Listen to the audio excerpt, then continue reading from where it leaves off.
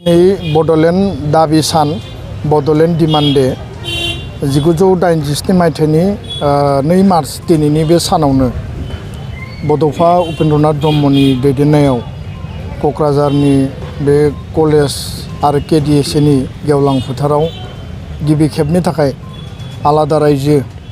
जि राजनैतिक जि दाबि दङमोन दाफुंनायनि थाखाय भारतनि जग्राफिकेल आरो पलिटिकेल मेपाव बड'लेण्ड बिमुंजों बर' हारिया गावनो गावनि खुंथायखौ दैदेननो हानाय बेबायदि एरेन्जमेन्टनि थाखाय गिबि खेबनि थाखाय सोमावसारनाया सुबुं गौमानि गेजेरजों भारत सरकारनो गोसोखां बिलाइ बा मेम'रेन्डाम हरनाय जादोंमोन आरो बे साना दिनै 2022 दिनैनि बे सानसिम प्राय 35-36 बोसोरनि समाव मोनफैबाय आरो दिनैनि साना मोनसे जारिमिनारि मोनसे सिगनिफिकेन्ट डे आरो बे सानखौ जों माब्लाबा बावनो हाया गावनि हारिनि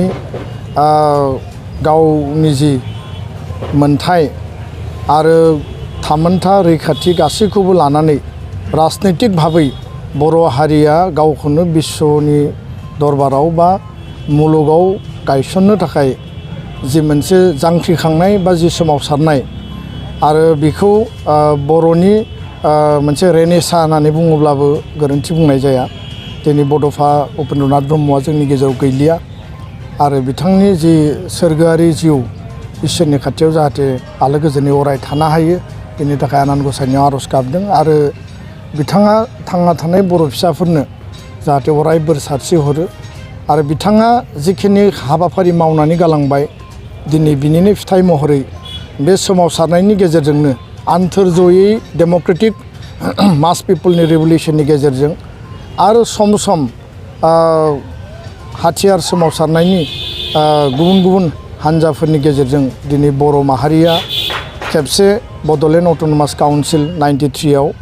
आरो बिनि उनाव 6 सिडिउल एरेन्जमेन्ट 2003 सनाव बड'लेण्ड टेरिटरियेल काउन्सिल जों मोननो हाबाय आरो फिन गणतान्त्रिक आरो हाथियार सोमावसारनायनि बे धारानि गेजेरजों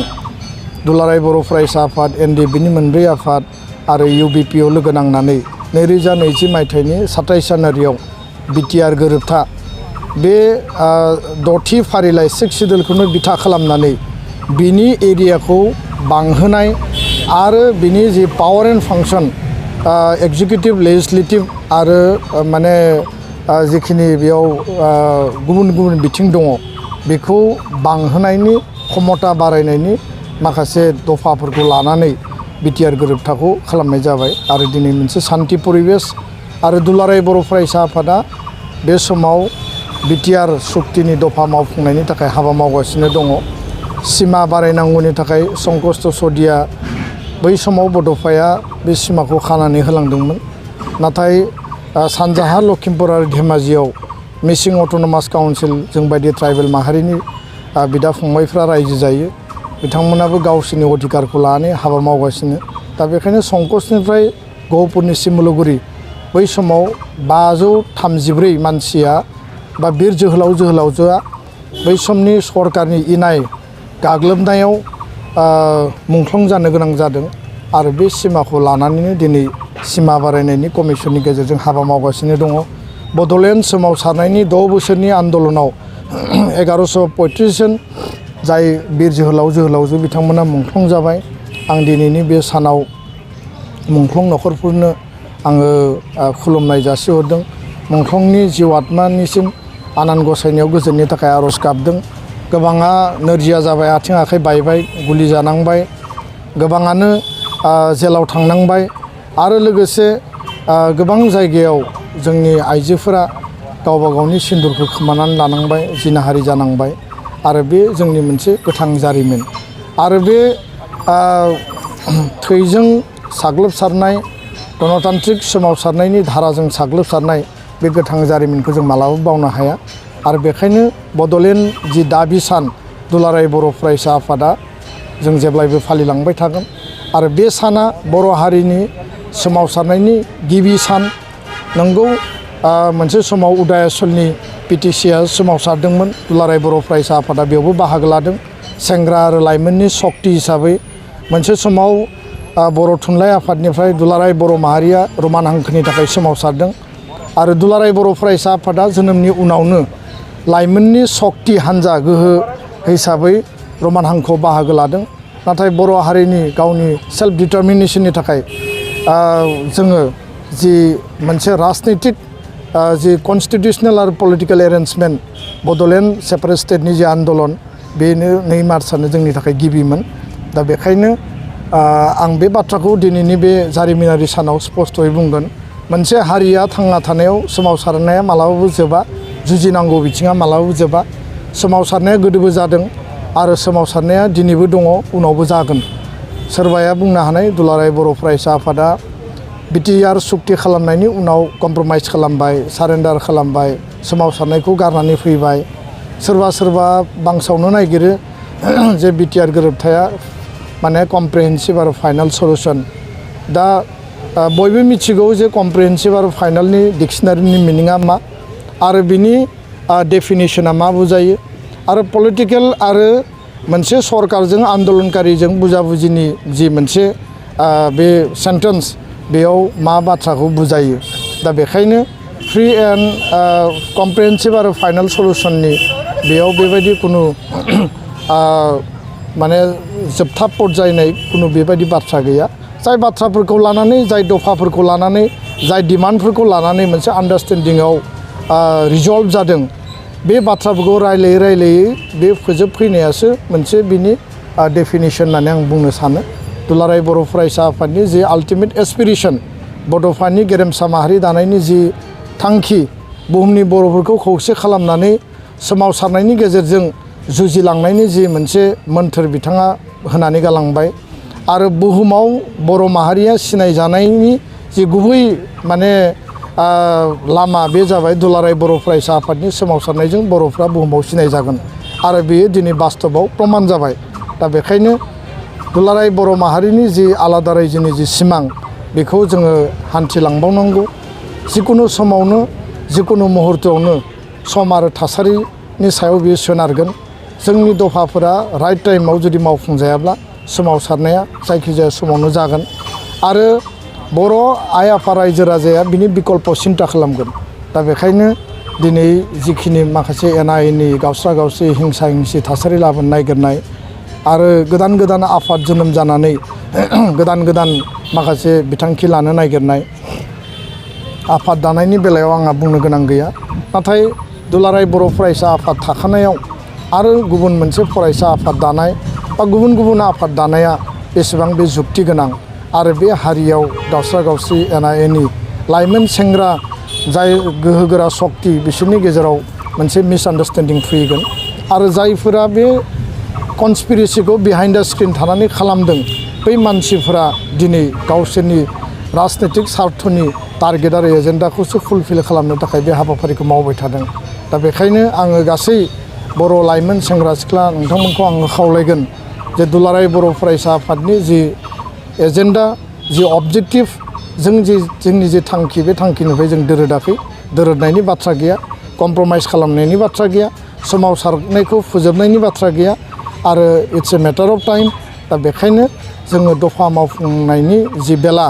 बेखौ रोखा खालामनानै जोङो नेक्स्ट फेजनि जोंनि जि फ्रेश मोनसे रिभलिउसन, बे रिभलिउसनखौ जोङो हमफिनहैनांगोन आरो बयबो मोनसे ट्रेकआव थानानै माहारि दानायनि हाबाफारिखौ मावगोन आरो रावबो जाहाथे रावनिबो हिंसा खालामा, रावनिबो इनाय खालामा, सोरनिबा खैसार खालामनाय सिन्ता जाहाथे फैया। आं बेखायनो बर' माहारिनि रायजो राजाखौ दिनैनि बे सानाव गोजोन आरो सान्थि परिबेसनि गेजेरजों सोलोंथाइ, रांखान्थि, समाज बेबस्था आरो गासै अधिकारखौ मोनफुंनायनि थाखाय हाबा मावलांनो थाखाय आं खावलायबाय। गोजोन्थों। ओमफ्राय बर' फरायसा आफादनि 54थि थान्दै जख'न्थाइ कार्बि आंलं जिल्लानि लांहिन हाजोआरि फोथाराव गाबोननिफ्राय सानथामनि मेहेरगोनां हाबाफारिजों बेयो खुंजागोन, 3, 4 आरो 5 आरो बेयाव जोङो माखासे स्पेसियेल बेयाव हाबाफारि लादों। गुबै बाथ्राया जाहैबाय जे गुबुन हारि माहारि कार्बि आंलंआव माने कार्बि, माने डिमासा, टिवा, असमिया आरो गुबुन आदिबासि, बर' ज' रायजो जानानै दङ। बिथांमोननि गोरोबलायनाय, अनलायनाय आरो बिदा फंबाय सानलायनायखौ बांहोनो थाखाय हारिमु बिथिङाव जोङो मोनसे डेमनस्ट्रेसन जों हाबाफारि लादों। जोंनि थान्दै जखन्थाया जागोन आरो बे थान्दै जखन्थायाव बर' हारि थांना थानांगौनि थाखाय गेरेमसा बर' माहारि दानांगौनि थाखाय दुलाराय बर' फरायसा आफादा माखासे जोङो स्पेसिफिक एजेन्डा जों बेयाव तयार खालामगोन आरो बेखौ लानानै जोङो सेभारेल राउन्ड जोङो एग्जिकिउटिभ केबिनेट मेलाव जों डिसकास खालामबाय आरो बे थान्दै जथुमाव जोङो माखासे पजिटिभ आरो कनस्ट्राक्टिभ डिबेटनि गेजेरजों रेजुलेसनफोर जों एडप्ट खालामगोन। सोलोंथाइखौ लानानै रांखान्थिखौ लानानै आथिखालनि जे राजनितिक जे जोंनि जे हाबाफारि माने एकर्डनि दफा मावफुंनाय जिहेतु बेखौ पलिटिकेलि रिजल्भ खालामनांगोन। माखासे इस्युआ अफिसियेलि जागोन, माखासे इस्युआ पलिटिकेल लेभेलाव डिसिसन जागोन। दा बेखायनो बे हाबाफारिफोरनि सायावबो जों गोथौ आरो गुवारै सावरायगोन जे एकर्डफ्रा टाइम मथे मावफुंजायाब्ला जोंनि स्टेपफ्रा मा जागोन आरो बेखौ मावफुंहोनांगौनि थाखाय नारसिननांगौनि थाखाय जोङो मा माने स्ट्रेटेजि आरो डिप्ल'मेसि बाहायगोन। गुबुन फारसेथिं गुन गोनां आरो आदब सोलोंथाइखौ लानानै जोङो हाबाफारि लादों, जेराव आसामनि सोलोंथाइ मन्थ्रि डक्टर रनेश पेगुखौ जों लिंदों। दिल्लीनिफ्राय एपिजे आब्दुल कालाम बिथांनि सेन्टारनि चिफ एक्जिकिउटिभ अफिसार बा एमडि मेनेजिं डाइरेक्टर सृजन पाल सिं बिथाङा सासे गागि लिरगिरिबो, बिथांखौ जों लिंदों। आसुनि चिफ एडभाइजार समजल भट्टाचार्य बिथाङाबो थागोन आरो फ्राय माने 10,000 स्टुडेन्टफोरखौ लानानै जों स्टुडेन्टनि थाखाय हाबाफारि लादों। गुबुन फारसेथिं रांखान्थि बिथिङाव एन्टारप्रेनियरशिप आरो बे माने जोंनि जि दानाय लुनाय आबाद बिथिं बा फार्मिं बिथिंखौ जौगाहोनो थाखाय जोङो हाबाफारि लादों आरो बेखायनो जों मोनसे स्पेसियेल सेमिनार लादों। अमा फिसिनायनि थाखाय आलादा जोङो रिसर्स पार्सन बा नोङो एग्रिकालसार हर्टिकालसारनि थाखाय आलादा आरो बेबायदिनो अभारअल बे खामानिखौ मावनो थाखाय जायफोर आखा फाखा जानानै दिनै देरहासार जाबाय बिथांमोनखौबो जों लिंहरदों। जोङो थार्ड डेआव आसामनि गिबि मन्थ्रि डक्टर हिमन्त बिश्व शर्मा बिथांखौ लिंदों आरो बेयाव के इउनिभार्सिटिनि former vice chancellor Hitesh Deka professor बिथाङा थागोन। बिश्वजित दैमारि आसामनि लेजिस्लेटिभ एसेम्ब्लिनि स्पिकार, बिटिआरनि चिफ प्रमद बर', कार्बि आंलंनि चिफ तुलिराम रंहां आरो ओरै डिमा हासाव बर' कसारि काउन्सिलनि चिफ बिथांमोनखौ लिंदों। बर' थुनलाइ आफादनि आफादगिरि तरेन बर', ट्राइबेल संघनि गाहाय नेहाथारि आदित्य खाख्लारि आरो मानगोनां मन्थ्रि एबसुनि बारग' आफादगिरि इउजि ब्रह्म बिथांमोना थांखि जानाय बुंथिगिरि हिसाबै बाहागो लागोन। दा बेयावबो सोरबाया बुंनो हानाय जे एबसुनि अपेन सेसनाव मानो एसेबां राजखान्थि बा सरकारनि मानसिखौ लिंदों। दा बाथ्राया जाबाय स्पस्ट जे कार्बि आंलंआव रायजो जानाय बर'फोरनि जि एसटि हिलनि जि इस्यु बे मोनसे पलिटिकेल इस्यु आरो बे आसाम आरो भारत सरकारजों सुस्रांजानो गोनां मोनसे माने दफा। जिहेतु 2003 बिटिसि सुक्तियावबो